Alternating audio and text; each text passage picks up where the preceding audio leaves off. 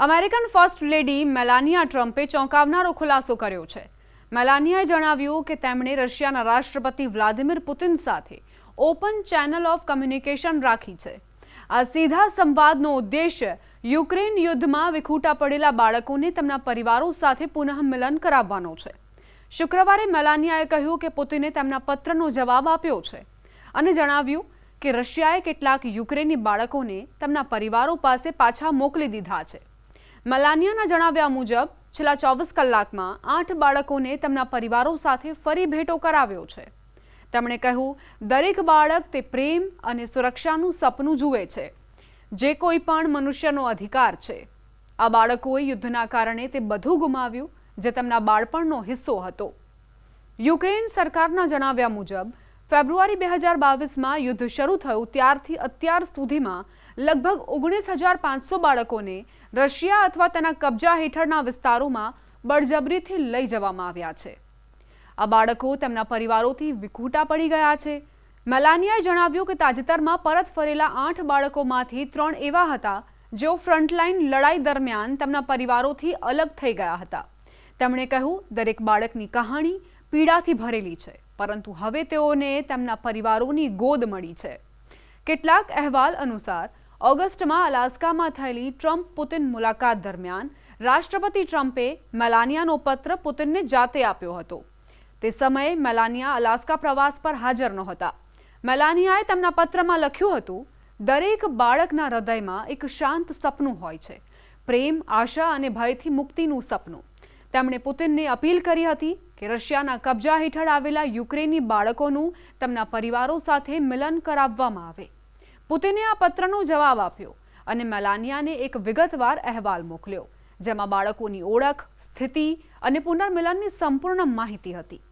મેલાનિયાએ કહ્યું, અમેરિકન સરકારે આ તથ્યોની પુષ્ટિ કરી છે. રશિયા અને અમેરિકા વચ્ચે વધતા તણાવની વચ્ચે આ મેલાનિયા ચેનલ એક અનોખો અને અણધાર્યો પુલ સાબિત થઈ શકે છે. વ્હાઇટ હાઉસના સૂત્રોના જણાવ્યા અનુસાર મેલાનિયાની આ પહેલને માનવીય અને બિન રાજકીય ગણવામાં આવી રહી છે, પરંતુ આ પગલું રાજદ્વારી દ્રષ્ટિએ ખૂબ મહત્વ ધરાવે છે.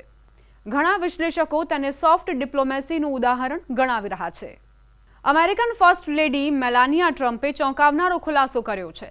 મેલાનિયાએ જણાવ્યું કે તેમણે રશિયાના રાષ્ટ્રપતિ વ્લાદિમીર પુતિન સાથે ઓપન ચેનલ ઓફ કમ્યુનિકેશન રાખી છે. આ સીધા સંવાદનો ઉદ્દેશ્ય યુક્રેન યુદ્ધમાં વિખૂટા પડેલા બાળકોને તેમના પરિવારો સાથે પુનઃમિલન કરાવવાનો છે.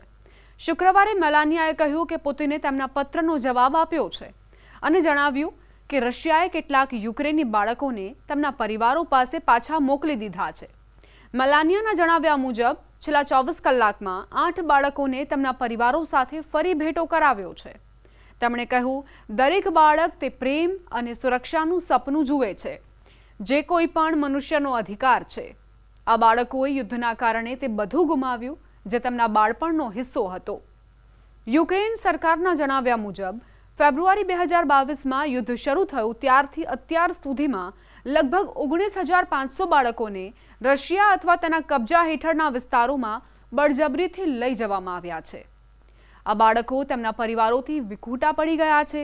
મેલાનિયાએ જણાવ્યું કે તાજેતરમાં પરત ફરેલા 8 બાળકોમાંથી 3 એવા હતા જેઓ ફ્રન્ટલાઇન લડાઈ દરમિયાન તેમના પરિવારોથી અલગ થઈ ગયા હતા.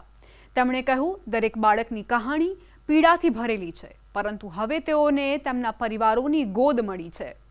કેટલાક અહેવાલ અનુસાર ઓગસ્ટમાં અલાસ્કામાં થયેલી ટ્રમ્પ-પુતિન મુલાકાત દરમિયાન રાષ્ટ્રપતિ ટ્રમ્પે મેલાનિયાનો પત્ર પુતિનને જાતે આપ્યો હતો. તે સમયે મેલાનિયા અલાસ્કા પ્રવાસ પર હાજર નહોતા. મેલાનિયાએ તેમના પત્રમાં લખ્યું હતું, દરેક બાળકના હૃદયમાં એક શાંત સપનું હોય છે, પ્રેમ, આશા અને ભયથી મુક્તિનું સપનું. તેમણે પુતિનને અપીલ કરી હતી કે રશિયાના કબજા હેઠળ આવેલા યુક્રેની બાળકોનું તેમના પરિવારો સાથે મિલન કરાવવામાં આવે. પુતિને આ પત્રનો જવાબ આપ્યો અને મેલાનિયાને એક વિગતવાર અહેવાલ મોકલ્યો, જેમાં બાળકોની ઓળખ, સ્થિતિ અને પુનર્મિલનની સંપૂર્ણ માહિતી હતી. મેલાનિયાએ કહ્યું, અમેરિકન સરકારે આ તથ્યોની પુષ્ટિ કરી છે. રશિયા અને અમેરિકા વચ્ચે વધતા તણાવની વચ્ચે આ મેલાનિયા ચેનલ એક અનોખો અને અણધાર્યો પુલ સાબિત થઈ શકે છે. વ્હાઇટ હાઉસના સૂત્રોના જણાવ્યા અનુસાર મેલાનિયાની આ પહેલને માનવીય અને બિન રાજકીય ગણવામાં આવી રહી છે. પરંતુ આ પગલું રાજદ્વારી દ્રષ્ટિએ ખૂબ મહત્વ ધરાવે છે. ઘણા વિશ્લેષકો તેને સોફ્ટ ડિપ્લોમેસીનું ઉદાહરણ ગણાવી રહ્યા છે.